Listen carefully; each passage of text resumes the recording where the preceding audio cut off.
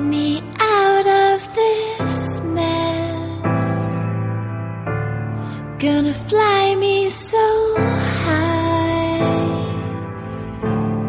I can go at top speed. At least I can try. At least I can try. It's all been too much. Can't make sense anymore. Clearly a bad joke. With me down on the floor. With me down on the floor.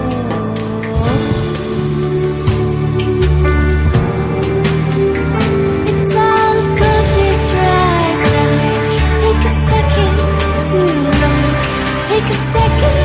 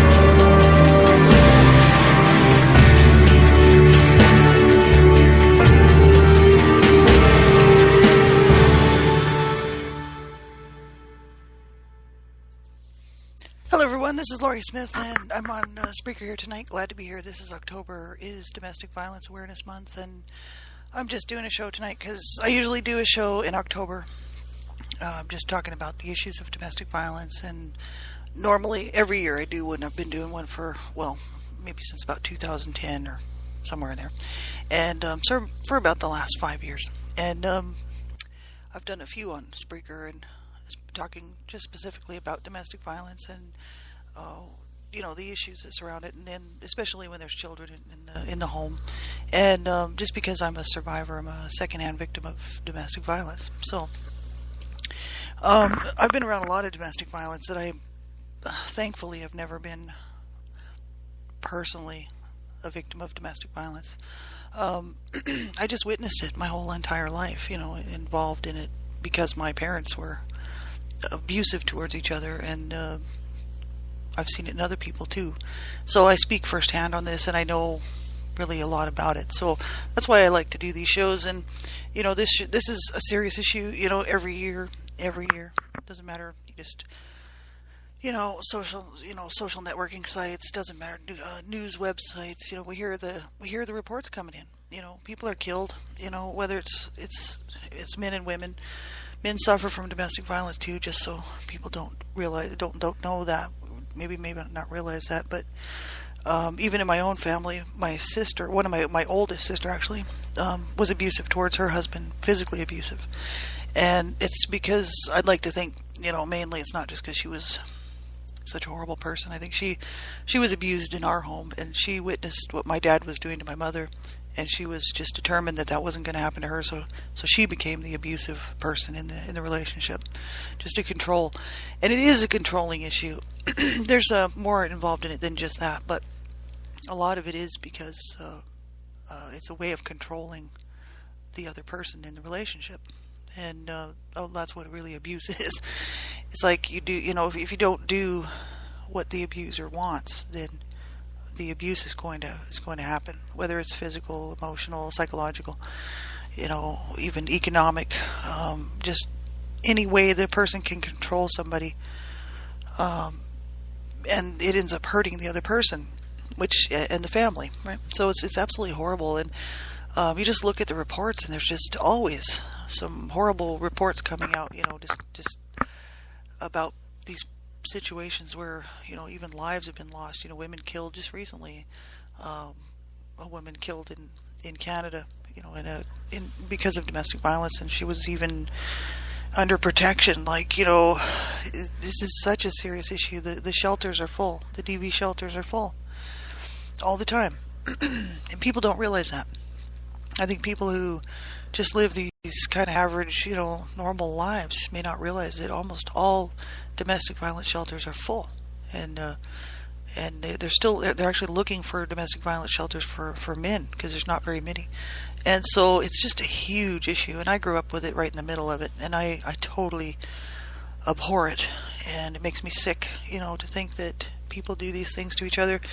And these are the very people that they say they love, that they care about, and that, these generally, I'm talking about domestic violence, being between two, adults in a home or in a relationship who are supposed to be there to protect each other and to help each other, and they end up destroying each other.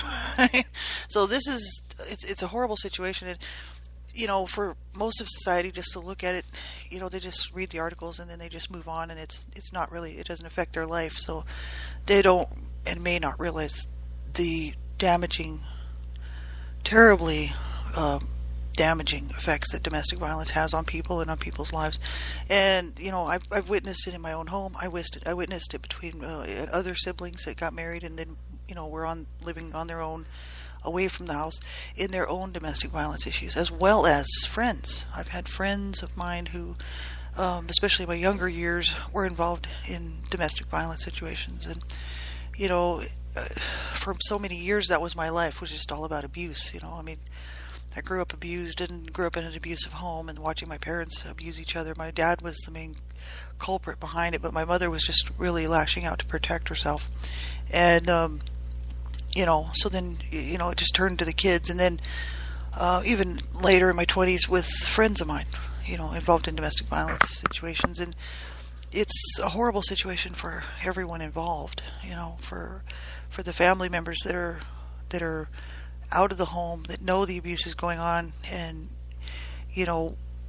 their hands are tied, because so many times people can't just always just leave. They're afraid for their lives many times, and they feel, and sometimes are safer if they actually stay, because a lot of times women flee, especially women, mainly women, some men, but maybe very few men, but mainly women trying to escape an abusive situation sometimes are killed. And so they feel like, well, if I'll just stay and I'll just endure this, and it's a horrible situation. And I my heart just goes out to everybody out there who's suffering with this, and I just my heart just breaks, because this is such a horrible situation for anybody to have to be dealing with. And it's going on right now as I'm doing this show. people all around the world are abusing their partner or their family members or somebody within the family. And it's heartbreaking because there's no need for it. There's absolutely necessary. There's no need for abuse, and yet people's hearts are so, and their minds are so screwed up that they think that that's the only way, and that's really unfortunate because people pay dearly for this stuff, And I just wanted to sort of talk about a little bit about my own situation. My parents were both abused as children, and my mom was physically abused and also psychologically abused by her mother mainly. And my dad was sort of more emotionally, psychologically abused by his parents. And I don't know if there was any kind of physical abuse with my dad, but I know that he was definitely psychologically and emotionally abused. Both of them had serious problems going into this marriage. And, when I was growing up in this mess, watching them, hurt each other on a regular basis, I just thought, well, mainly watching my dad hurt my mother when I was really little, but my mom then started to lash out and try to protect herself. And then, she would use heavy objects to smash my dad in the head with them. And, we thought for sure that he'd be a goner, right? And no, he'd just get back and come after her again and bash her head into the wall. And, he just couldn't knock him down. But anyway, this is the sad situation I grew up in, heavy duty violence. And, I watch these TV programs and I'm like, this is, people watching that and they get all, they like these movies, violent movies and people getting hurt and stuff like that. And that, for me, that's reality, because I lived it and I know what it's all about. And it's very, very painful, very destructive and deadly. So my parents were abused before they even got into this marriage. And my dad was, people would have a hard time believing this about my dad because he was very manipulative. So, well, my mom was too, but he was very manipulative, borderline personality disorder as well as borderline schizophrenia. And he just, it's not like he was an abusive man to everybody he met. He had a lot of friends. He had a lot of support. He'd go to work. Everybody thought he was just the greatest guy. I'm sure they did. He had lots of friends and all through his life. And, and then he'd come home and he'd berate my mother, and then the physical abuse would start. It was like, people did not realize that this was going on, unless they witnessed it themselves. People quite often don't know these things are going on unless they see it, or see the aftermath of the beatings, right, or something like that, or somebody starts talking. Generally, a lot of times it's definitely behind closed doors, curtains are drawn, nobody's paying attention. Even my sister was involved in a domestic violence situation where her husband had given her a black eye and she came over wearing sunglasses inside the house. And I thought, why would you sit in the kitchen with your sunglasses on? So I told her, I said, what's up with the sunglasses? She didn't want to take them off. She'd been married to this guy for many years and she didn't want to take the glasses off, but that's another story. But back to my parents, this is the stuff. I mean, this happens, people. Regardless of whether people want to pretend it doesn't happen and just push it aside, it's happening, And I mean, with my mom, like, their issues started before they were even married, but my mother was abused. I think she married my dad. This was back in, like, the 1940s. My mom was born in 27, so she was born at 20. That'd be 47. So in 1947, she was trying to get away from her past. I'm sure she wanted to just have this idea that this man loved her and that her life was now going to be better, to get away from her abusive mother, right? And this was 1947 Nova Scotia, so even more backward than a lot of other places. So in the middle of the boonies. So my dad was already abusive towards her even before the marriage, and then after they were married, he really became abusive and was just, she would tell me some things that he would do to her and the children, right, after the children were born, so my oldest siblings. And, she would tell me this because she was trying to gain the support of the children, really, because when I came along, my parents were already like 38 and 40. My mom was 38 when I was born, and my dad was 42. So the oldest siblings were 18 years older than me. See, there was 18. My mom just kept having children all the time, right? And so by the time I came around, I was witnessing a lot of violence between both my parents, and my mom was always trying to rally support from her children, so she would talk about my, stuff that my dad had done to her when she was just married to him and stuff. And she actually tried to get a divorce in Canada, but they would not let them get divorced because they said no. The court said no because there was no infidelity proven. So my mom went in to divorce him because of abuse and because he was abusing the children as well, although my siblings. And they wouldn't grant the divorce because there was no infidelity. So she really felt stuck. I think she felt very trapped, and she probably realized, like, where's she going to go? If she left, then she'd be leaving the children.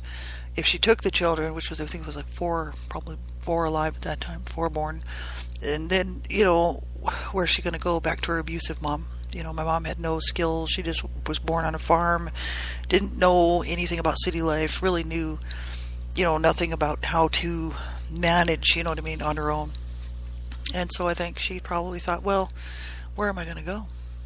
I think she felt very trapped, and she had opportunity to get out later, and after I was born, because my parents were brought up on child abuse charges. And at that time, she was trying to say, well, she did tell the courts that it was all my dad who was doing the abusing. And then the older siblings spoke up and said, no, it was our mother too. So they were both brought up on charges.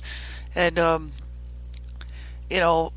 at that time, they actually suggested that they split and that the kids would be put into care for a while until they could get their situations fixed as a married couple. And or either that or divorce or whatever, come back together and do it right, But they didn't do that, and so the abuse just continued on. And after I was born, it just got incredibly horrible. You know what I mean? Like, I witnessed some terrible, terrible things, and my dad raped my mother in front of me. When I was 6 years old. And people say, how could you remember that? Well, I do remember that. I remember my mom fighting him off. And I just pretended I was sleeping because I didn't want to get beaten up. Because my dad was one of my abusers as well. So I didn't want to get beaten on. So I just pretended I was asleep. And, this is a situation. My mom was a victim in this, And the older siblings, when they were around, if they weren't out running around the streets getting busted or doing drugs or whatever they're doing, would try to protect my mom. But they were getting beaten on too for their whole lives, and they were getting beaten on for protecting my mother. And I took that role on later on too, because I realized that, it just wasn't right what my dad was doing to her, even though my mother was my main abuser. The whole thing was very psychologically screwed up, and that's why I have such a hard issue with the healing process. But, I knew what was happening to my mother was wrong. And there's right and wrong, and I knew that what was happening to her was wrong, and I felt that I needed to stand up to protect her as well. And so I did a few times, and I paid for it dearly. But the issue is what it is. I mean, children shouldn't have to be placed in that position, And people think, people in domestic violence situations, think, oh well, the children aren't being affected. It's just us, and the kids are affected. Absolutely they are. And everyone else around you is affected. If somebody in your family knows about the abuse and they don't know how to help, it affects everybody. And this is a huge, huge problem worldwide. And I mean, I look at the issues around the world, not just North America, but I mean, I'm looking at issues especially in places like Afghanistan, where women have no rights, zero rights. And they're just looked, I mean, probably the family dog has more rights than the women do. I mean, it's just absolutely horrific. And so I speak out about this stuff, and this is incredibly wrong. I mean, what my mother had to do to protect herself was wrong too, because nobody should have to bash their husband in the head with a big old ceramic lamp to try to take him out so that he won't abuse you. But the issue is that she was protecting herself. She was just protecting herself. I mean, I took a bat to my dad's head to protect her one night too, because she had surgery and she was literally going to die. Like they said, they had buttoned her up. She didn't have any more stomach muscles left, so they just had to button her up. So she had her whole entire stomach was like sliced open, and they had sent her home and said, look, no, you better get bed rest or you're just going to die.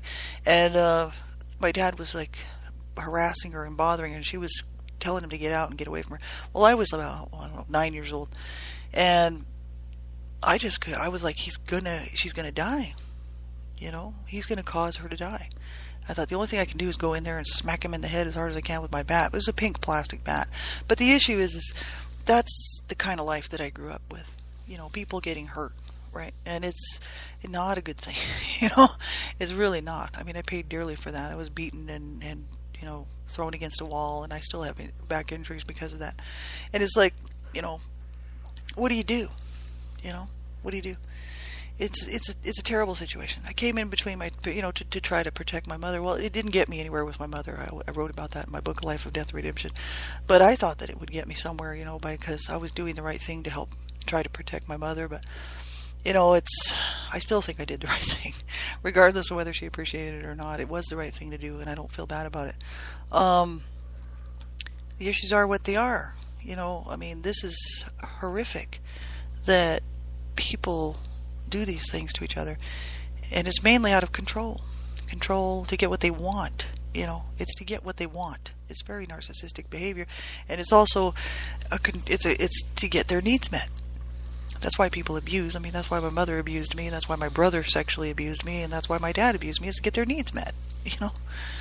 And it's really, wrong. And this is just unfortunate that people are still doing this stuff to each other. They always will. It's a terrible, terrible thing. And at least we can talk about it openly and freely now, and the survivors can at least feel like, wow, at least I can voice what I need to voice, because this is so incredibly wrong. And it shouldn't be happening. People should get help, right? They should realize, hey, we're destroying our family here.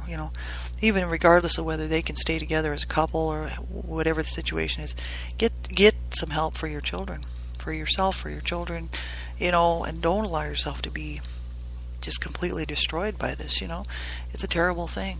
My parents kept up their abusiveness towards each other until my mother died. And even after my mom died, my dad, like 7 years later, was still alive, and he's telling me the same stuff that he used to talk about my mom, which was horrible. She was a slut, she was a tramp, and she none of us kids were his, and she was sleeping around, and we all belonged to somebody else. And I told him, I said, if I don't want to hear that again. We already had to listen to you for so long. That's enough. You're gonna run her down. She's in the grave, and you're still at it. She's been dead 7 years, and you're still at it. I'm like, buddy, give it a rest. You killed the poor woman pretty well, and now you're still going to keep on going about her. I was like, you mention her to me again, and I will never talk to you again. Well, I don't talk to my dad, so there you go. But I think he's dead, or he's dying or something. But this is a sad situation that so many people are in that people don't realize. And that's why I speak out. I do speak out very publicly about this stuff, because I'm willing to do it. And I don't care about the backlash. Just recently, a friend of my dad's called, and he hasn't talked to him for probably many, many years, and he's looking for him. And I don't even know how he got my telephone number. I live 2,000 miles north, and how would he even get my telephone number? This guy, he's a friend of my dad's. Why do I want to? I don't even speak to my dad, But would he understand the dynamics of what my dad did to my mother, as seen through my eyes?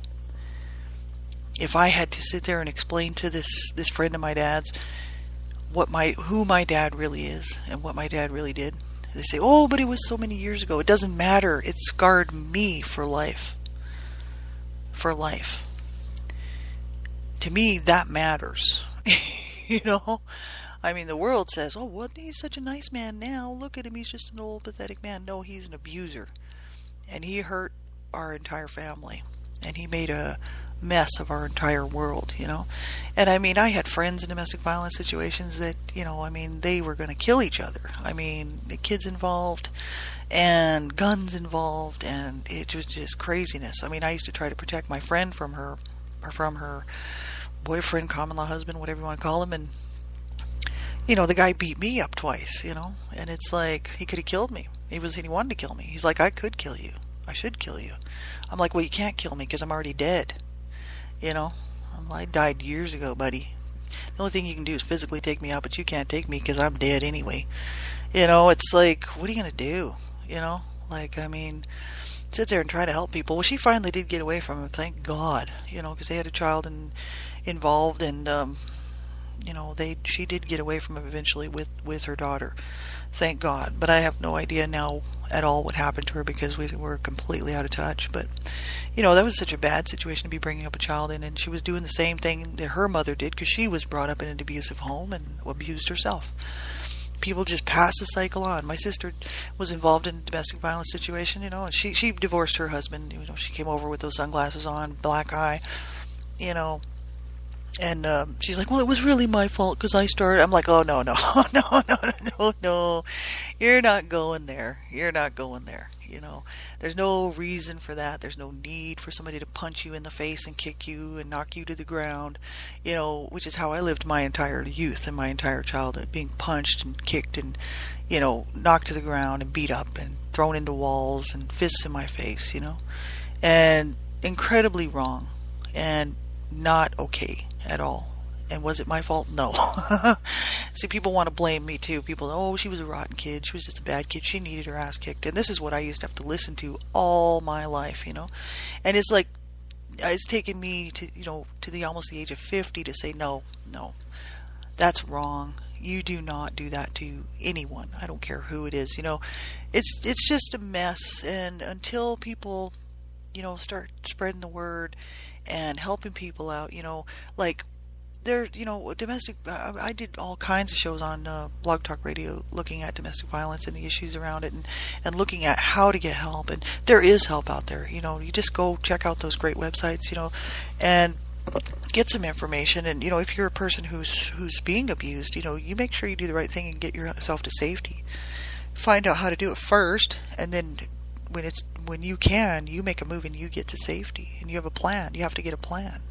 You have to have a safety escape plan, and it's a serious issue, and, this is incredibly wrong. And until our society sees that it's not okay to beat on your spouse, it's not okay to beat on your boyfriend or your girlfriend.